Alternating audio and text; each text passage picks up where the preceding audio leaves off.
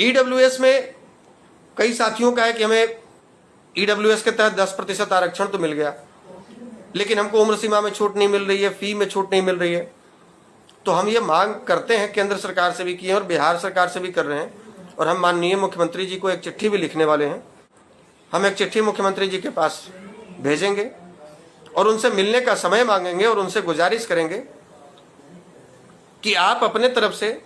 जैसे आपने एक प्रस्ताव भेजा था केंद्र को, पिछड़ा आयोग को संवैधानिक दर्जा दिया,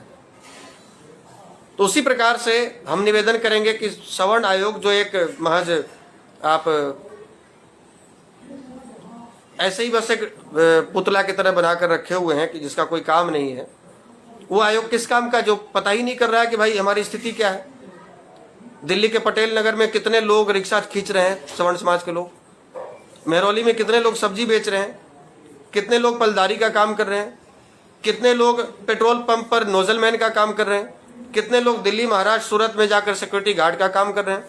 कितने लोग भूखे मर रहे हैं, कितने लोग मजदूरी कर रहे हैं, कितने लोग शौचालयों में शौचालय सफाई तक का काम कर रहे हैं। तो ये जब सर्वे रिपोर्ट आप सरकार को देते ही नहीं, तो फिर ये आयोग बनाने का क्या मतलब? आयोग बनाने का कोई मतलब नहीं हुआ। और यदि आयोग बनाए हैं तो इसको जीवित कीजिए सवर्ण आयोग का, और अपने तरफ से केंद्र सरकार को प्रस्ताव भेजिए कि आप इसे संवैधानिक दर्जा दीजिए। ऐसा नहीं हो कि चुनाव के समय सवर्ण आयोग गठन कर दिए, बढ़िया बढ़िया पेपर में आ गया, सवर्ण लोग खुश कि चलिए हमारा तो आयोग का गठन हो गया, और फिर चुनाव के बाद 4.5 साल तक कोई पूछने नहीं जा रहा है कि सवर्ण आयोग चूल्हा में गया कि आग लग गया, क्या हुआ। और ईडब्ल्यूएस जो स्टूडेंट्स हैं उनको उम्र सीमा में छूट मिले, और यदि नहीं मिलेगा तो हमारे पास तो कोई विकल्प है नहीं, हम सत्ता में तो है नहीं, हम सड़कों पर उतरने के अलावा मेरे पास कोई विकल्प नहीं है। और हम मुख्यमंत्री जी से मांग करेंगे कि बिहार सरकार में भी जो वैकेंसी निकलती है उसको उम्र सीमा में उसमें छूट दी जाए, और केंद्र सरकार से भी आप एक प्रस्ताव भेजिए, निवेदन कीजिए केंद्र सरकार को कि उसको केंद्र स्तर पर लागू करें, केंद्रीय स्तर पर। और यदि ऐसा नहीं होता है, जो लाखों करोड़ों सवर्ण युवा हैं उनकी मांगों पर यदि विचार नहीं होता है, तो सड़क पर उतरने के अलावा मेरे पास कोई विकल्प नहीं होगा। और हम एक रणनीति तैयार करेंगे और पटना में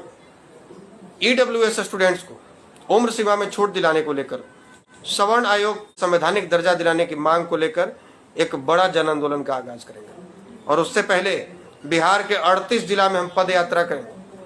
तमाम जिलाधिकारियों को पद यात्रा करके ज्ञापन देंगे।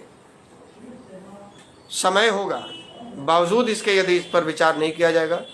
तो मेरे पास या हम लोगों के पास सड़क पर उतरने के अलावा कोई विकल्प नहीं बचा है, और हम उतरेंगे। क्योंकि हमको पता है कि 10% भी जो मिला है